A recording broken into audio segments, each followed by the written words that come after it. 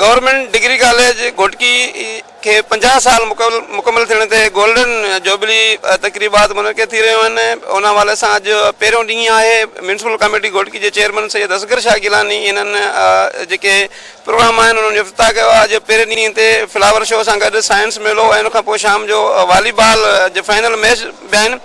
3 ॾींहंनि ताईं जारी रहंदड़ इन गोल्डन जुबली तकरीबात में बुकनि जो बुक फेयर, साइंसी मेलो, स्पीचिस, सेमिनार ऐं रांदियुनि जा मुक़ाबिला शामिल आहिनि। अचो त उन हवाले सां हिन स्कूल जे शागिर्दनि ऐं प्रोफेसरनि ताईं ॻाल्हि ॿोल करियूं। काफ़ी अरसे खां पोइ गवर्नमेंट जे तालीम इदारे में शागिर्दनि जी महिनत ऐं जहिड़े नमूने हुननि मॉडल तयारु कया आहिनि ऐं जहिड़े नमूने हुननि तयारी कई आहे, मां सम्झां थो त इहो तमामु वॾो असांजे लाइ हिकिड़ो प्रिंसिपल साहब जो किरदारु आहे जंहिं एतिरे थोरे अरसे में महिनत करे डिग्री कॉलेज खे आबाद कयो आहे। जेकॾहिं इहो ई शौक़ु लॻनि रहियो त असांजा ॿार बि मुल्क जे ॿियनि सुधरियल इलाइक़नि जी तामीर तरक़ी में भरपूर किरदारु अदा करे सघनि। गवर्नमेंट डिग्री कॉलेज घोटकी जा प्रिंसिपल अब्दुल कादिर जादड़ साहब जिन सां मौजूदु आहिनि, उन सां ॻाल्हि ॿोल कंदासीं। असांखे बेहद ख़ुशी आहे जो हिन कॉलेज में एॾो शानदार असां प्रोग्राम करे रहिया आहियूं जंहिंमें असां साइंसी मॉडल ॿारनि पंहिंजनि असांजे शागिर्दनि तयारु कया आहिनि जंहिंजो तादादु 50 जे क़रीब आहे ऐं अहिड़ा शानदार मॉडल तयारु कया अथऊं जो आम माण्हू इहो महसूसु कंदो त इहे कंहिं फॉरेन मां तयारु थी करे हिते आया आहिनि।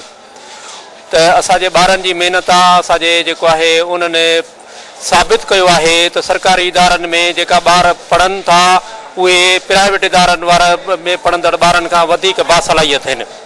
असां हिन में बुक फेयर असां जेको आहे हिन में लॻायो आहे, हिन 3 डेज़ जेको आहे फेस्टिवल में, ऐं हुन में हर तरह जा किताब मौजूदु आहिनि, तारीख़ जा, हिस्ट्री जा, जनरल नॉलेज जा। इदारे जो सरबराह चाहे त उहो तमामु घणी बहितरी पंहिंजे इदारनि में करे सघे थो। जॾहिं खां वठी अब्दुल कादिर साहिबु आयो आहे हिन कॉलेज जो हिकिड़ो माहौल चेंज थी वियो आहे। हिन तमामु वॾी महिनत कई आहे। अॻु में बि हिन गुलनि जी नुमाइश रखी, हाणे हीअ जेके इवेंट रखियो आहे तमामु सुठो प्रोग्राम आहे ऐं असां गुज़ारिश कंदासीं गवर्नमेंट हुन जेके हुन डिमांड्स आहिनि उहे बिल्कुलु जाइज़ आहिनि ऐं उनखे पूरो कयो वञे। त असांजी कॉलेज खे अॼु 50 साल गोल्डन जुबली मुकमल थी आहे।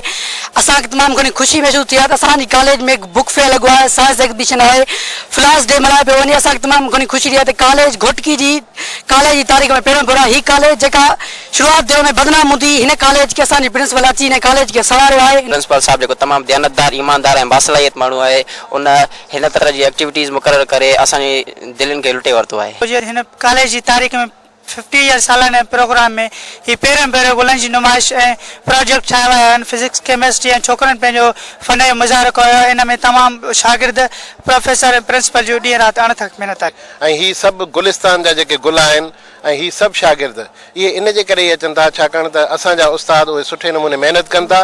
ऐं ॿियो हुननि खे मेन ॻाल्हि इहा आहे त हिते जेका सिक्योरिटी जेका प्रोवाइड कई वई, असां वटि डेली रूटीन में जॾहिं 1500 खां 2000 शागिर्द अचनि था त हिते हेल्थ प्रॉब्लम थिए थो पियो। कंहिं शागिर्द सां को मसइलो थिए थो या प्रिंसिपल स्टाफ उहे गॾिजी करे उन्हनि खे हॉस्पिटल वठी वञनि था, उन्हनि जे लाइ असांखे को डॉक्टर मुक़ररु करे ॾिनो वञे। ॿियो पाणी जो मसइलो, पाणी जो हेॾा सारा शागिर्द आहिनि, उन्हनि जे लाइ जेके असांजा कूलर रखियल आहिनि उहे कूलर नाकाफ़ी आहिनि। उन जे लाइ जेके असांजा हिते जेके मुख़्तलिफ़ इदारा आहिनि उन्हनि इदारनि खे ख़ासि करे एंग्रो पावर प्लांट आहे उन्हनि खे या ॿिया मुखैर जेके इदारा आहिनि उन्हनि खे असां रिक्वेस्ट कंदासीं, अर्ज़ु कंदासीं त हीअ बि तव्हांजा ई बचा आहिनि, हीअ बि तव्हांजो इदारो आहे। हिन इदारे जे अंदरि पाणी जे लाइ असांखे मुख़्तलिफ़ प्लांट जेके आहिनि उहे ॾिना वञनि। हिन स्कूल जे प्रिंसिपल, उस्तादनि ऐं शागिर्दनि जूं तव्हां ॻाल्हियूं ॿुधियूं। उन सां गॾु हिन स्कूल जे मैनेजमेंट कुझु मसइलनि ॾांहुं बि ध्यानु छिकायो आहे ऐं तमामु ख़ूबसूरत तालीमी इदारो आहे। बस वारनि खे ऐं ख़ासि करे सरकार खे हिननि जी वाहर करणु घुरिजे ऐं जेके मसइला उस्तादनि ऐं शागिर्दनि बयानु कया आहिनि उहे हल थियणु घुरिजनि। कैमरामैन सदाम मलिक सां गॾु अलावर बोज़दार, KTN न्यूज़ घोटकी।